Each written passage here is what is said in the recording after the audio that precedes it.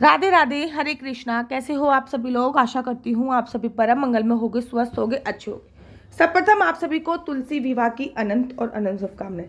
अगर आप भी तुलसी जी का विवाह कराने जा रहे हैं तो इन 20 बातों का आपको बहुत ज़्यादा ध्यान रखना है। तो चलिए अधिक विलंब न करते हुए प्रारंभ करते हैं। सबसे प्रथम बात यह है कि जब भी आप तुलसी जी का विवाह करा रहे हैं तो सबसे पहले आपको देव उठाने होते हैं। जब तक आपने अपने घर के देवता नहीं उठाए हैं तब तक आप तुलसी जी का विवाह नहीं करा सकते। तुलसी जी का विवाह तभी होता है जब देव उठ जाते हैं और उसके बाद ही सभी मांगलिक कार्य प्रारंभ होते हैं। तो सबसे पहले देवठान एकादशी पर आपको देव उठाने हैं, उसके बाद आपको तुलसी जी का विवाह कराना है। तुलसी जी का विवाह अगर आप खुले छत पर, बाहर आंगन में या फिर बालकनी पर कराएं, खुली जगह पे, तो बहुत सर्वोत्तम है। अगर खुली जगह पे नहीं करा सकते तो आप बंद जगह या फिर पूजा के सामने भी तुलसी जी का विवाह करा सकते हैं। तुलसी जी का जब भी आप विवाह करा रहे हैं तो इस बात का ध्यान रखिए, तुलसी जी का विवाह शालिग्राम जी के साथ होता है। अगर शालिग्राम जी ना हो तो भगवान विष्णु का कोई भी प्रतिमा जो आपके घर पर है उनको ले सकते हैं, लेकिन उनके साथ लक्ष्मी जी नहीं होनी चाहिए। इस बात का विशेष तौर पे ध्यान देना है। तुलसी विवाह में सबसे पहले हल्दी लगाई जाती है। तो आप हल्दी को गंगा जल में मिक्स करके या फिर हल्दी को आप गोमूत्र में मिक्स करके सबसे पहले तुलसी माता को हल्दी समर्पित कीजिए, फिर मेहंदी समर्पित कीजिए, फिर उनको थोड़ा सा श्रृंगार कीजिए। इस बात का ध्यान रखना है कि जब भी तुलसी विवाह होता है तो आपको सजना भी जरूरी है। जैसे आप किसी की शादी में सज धज के जाते हैं ना, वैसे तुलसी जी की भी शादी में तैयार होके जाना आपको बहुत ज़्यादा जरूरी है। तुलसी का जो गमला होता है उसके ऊपर आपको गन्ने का मंडप बनाना चाहिए। इस बात का ध्यान रखना चाहिए कि गन्ने का जो मंडप होता है वो बहुत शुभ माना जाता है और पहले ज़माने में गन्ने का ही मंडप बनाया जाता था। अगर आप गन्ने का मंडप नहीं बना पा रहे हैं तो गन्ना भी रख सकते हैं।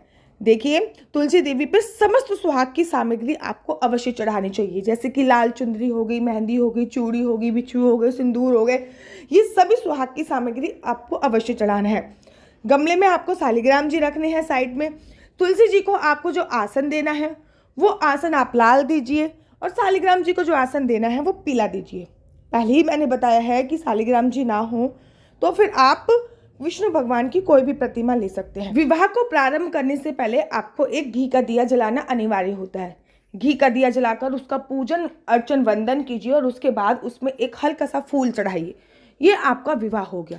शालिग्राम जी के किसी भी स्वरूप का था, शालिग्राम जी को कभी भी आपको चावल नहीं चढ़ाने चाहिए। चाहे आप एकादशी पे विवाह करें, चाहे आप द्वादशी पे विवाह करें, लेकिन शालिग्राम जी को चावल नहीं चढ़ाए जाते हैं। हाँ, अगर आप एकादशी पे विवाह कर रहे हैं, भगवान विष्णु की कोई भी प्रतिमा रखी है तो उनको भी चावल नहीं चढ़ाया जाएगा। द्वादशी पे अगर आप भगवान विष्णु की कोई और शालिग्राम जी के अलावा कोई और प्रतिमा रखते हैं तो आप चावल चढ़ा सकते हैं। आपको तुलसी विवाह करते वक्त एक कलश की स्थापना अवश्य करनी चाहिए। कलश में सभी देवी देवताओं का आह्वान करना चाहिए। कलश में पानी और गंगाजल डालना चाहिए और उसके बाद उसमें एक हल्दी की गांठ, 1 या 2 का सिक्का डालना चाहिए। कलश को नीचे आसन देना चाहिए और उसके ऊपर कलश रख देना चाहिए। कलश में सभी देवी देवता का आह्वान कीजिए। कितने गर्व की बात है कि हमारी तुलसी माता का विवाह हो रहा है और सभी देवी देवता आए हुए हैं। उसके बाद तुलसी माता को आप एक चुन्नी ओढ़ाइए। उसके बाद आप उनको हल्दी लगाइए। हल्दी दूध में भिगो कर भी लगा सकते हैं, हल्दी गंगा जल में भिगोकर भी लगा सकते हैं। फिर तुलसी माता को आप मेहंदी लगाइए। जो चीज़ आप तुलसी माता को लगा रहे हैं वो आप विष्णु भगवान के स्वरूप को जो भी आपने रखा है उनको भी अवश्य लगाइए। मेहंदी लगाने के बाद आप उनको श्रृंगार का सामान जरूर चढ़ाइए। एक बात याद रखिए, जब भी आप तुलसी विवाह कर रहे हो ना तो सारा परिवार वैसे ही तैयार होना है जैसे आप किसी की शादी में जाने के लिए तैयार हो रहे हो, वैसे ही तैयार होइए। ये सोच लीजिए कि आपके घर में ही शादी हो रही है, ये नहीं कि आप तुलसी माता को तैयार कर रहे हो और खुद तैयार नहीं हो रहे। ऐसा नहीं होना है। तुलसी का पौधा आप घर के आंगन पे रख सकते हैं, छत पर रख सकते हैं, ठीक है ना, पूजा घर में रख सकते हैं और ऐसी जगह पे रखिए यहाँ पर आप उनकी परिक्रमा कर सकें। तुलसी के गमले के ऊपर गन्ने से मंडप जरूर सजाइए। जो गन्ने का मंडप होता है ना वो बहुत बहुत ज़्यादा शुभ माना जाता है। तो आप गमले में गन्ने का मंडप सजाइए। तुलसी देवी पर समस्त सुहाग की सामग्री आपको चढ़ानी होती है, जैसे कि लाल चुन्नी हो गई आदि चीज़ें। शालिग्राम जी को चावल नहीं चढ़ाए जाते, हाँ उनको तिल जरूर चढ़ा सकते हैं। आपने जो गन्ने का मंडप बनाया है ना उस पर भी हल्दी अवश्य बोलिए। अगर आपको विवाह वाले मंत्र आते हैं या फिर आप पंडित जी से विवाह करा सकते हैं तो बहुत सर्वोत्तम है। अगर पंडित जी से विवाह नहीं करा रहे तो आपको विवाह वाले मंत्र आते हैं तो आप उनको बोल सकते हैं।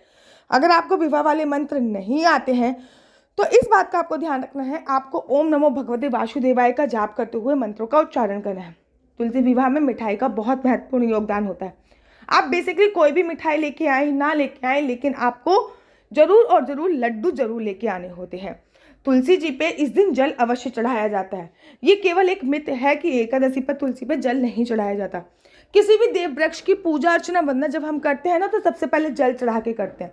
केवल रविवार को छोड़कर तुलसी जी पे हर दिन जल चढ़ाते हैं।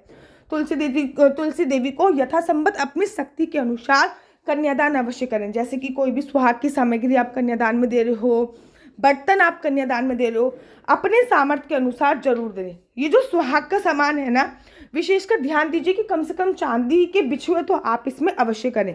बाकी कोई भी चीज़ का इसमें आप उपयोग कर सकते हैं। साथ ही के साथ इस बात का भी आपको ध्यान रखना, का सामान आपने तुलसी जी पे चढ़ाया है, एक दो सामान अपने लिए रख लीजिए। फॉर एग्जाम्पल आपने सिंदूर अपने लिए रख लिया या मेहंदी अपने लिए रख ली, बाकी सारा सुहाग का सामान आप किसी ब्राह्मणी को या फिर जिसके घर पे शादी होने वाली हो उनको दान अवश्य करें। साथ ही के साथ आपको इनका गठबंधन करना भी बहुत जरूरी है।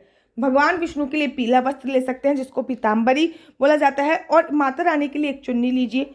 साथ ही के साथ उसमें एक सुपारी, एक हल्दी की गांठ, कुछ पैसे रख के गठबंधन कीजिए। जब आप ये गठबंधन कर देंगे तो उसके बाद चुन्नी जो है वो माता रानी को चढ़ाइए, और जो पटका है, कलावा जो है, वो आप शालिग्राम जी को या फिर भगवान विष्णु के जो भी स्वरूप आपने रखा है उनको जरूर लगाइए।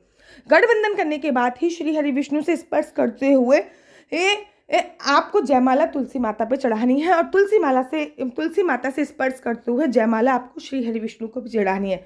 उसके बाद आपको एक चांदी का सिक्का या फिर चांदी की अंगूठी लेनी है, उसमें आपको डालनी है चांदी की अंगूठी लेनी। 3 बार श्री हरि विष्णु से स्पर्श करते हुए आपको जो है सिंदूर समर्पित करना है। साथ ही के साथ श्री हरि विष्णु से स्पर्श करते हुए आप मंगलसूत्र भी समर्पित कर दीजिए। साथ ही के साथ आपको इस बात का भी ध्यान रखना है कि जब आपकी पूरी पूजा अर्चना वंदना हो जाए तो कपूर जलाइए और आरती कीजिए। तुलसी माता की कम से कम 11 और ज़्यादा से ज़्यादा 108 परिक्रमा कर सकते हैं। फेरे कैसे कराए जाते हैं इसके बारे में भी मैं आपको थोड़ा सा बताती हूँ। फेरे कराने के लिए आप श्री हरि विष्णु को गोदी में लीजिए। अगर आपके फैमिली में कोई और मेंबर है जो श्री हरि विष्णु को गोदी में लेकर फेरे करा सकता है तो कोई लड़का है तो बहुत सर्वोत्तम है, वो श्री हरि विष्णु का किसी भी स्वरूप को गोदी में लीजिए। उसके बाद तुलसी जी के 7 फेरे करने होते हैं। आप तुलसी विवाह के बाद आरती कीजिए, और आरती करने के बाद जो भी मिठाई है वो आपको हर जगह बांटनी होती है। साथ ही के साथ इस बात का भी ध्यान रखना होता है कि आप ये चाहें तो तुलसी दान भी कर सकते हैं। अगर आप ये तुलसी दान नहीं कर रहे हैं तो आप अपने घर पे भी रख सकते हैं। तुलसी जब आप दान कर रहे हो तो आपको इस बात का ध्यान रखना होता है कि तुलसी जब आप दान, तो उनके साथ आप तुलसी की सारी सामग्री दान करनी होती है। साथ ही के साथ इस बात का भी आपको ध्यान रखना होता है कि तुलसी मैया का जब आपने विवाह किया है उसके बाद जो मिठाई है वो चारों तरफ बांटनी होती है। हाँ, देवउठनी एकादशी पर कुछ चीज़ों का उपयोग प्रारंभ हो जाता है, जैसे इसकी मूली हो गई, सिंगाड़े हो गए, गन्ने हो गए, तो ये आप जरूर और जरूर चढ़ाइए। उसके बाद ये चीज़ें आप प्रसाद स्वरूप सब में बांट सकते हैं या फिर खा सकते हैं। आशा करती हूँ कि आपको मेरी वीडियो अच्छी लगती होगी। अगर आपको मेरी वीडियो अच्छी लगती है तो आप अपना यूट्यूब चैनल हरि बोल को लाइक शेयर सब्सक्राइब करना बिल्कुल भी मत भूलिए। तब तक के लिए मुझे दीजिए इजाज़त। राधे राधे, हरे कृष्णा, हरि बोल।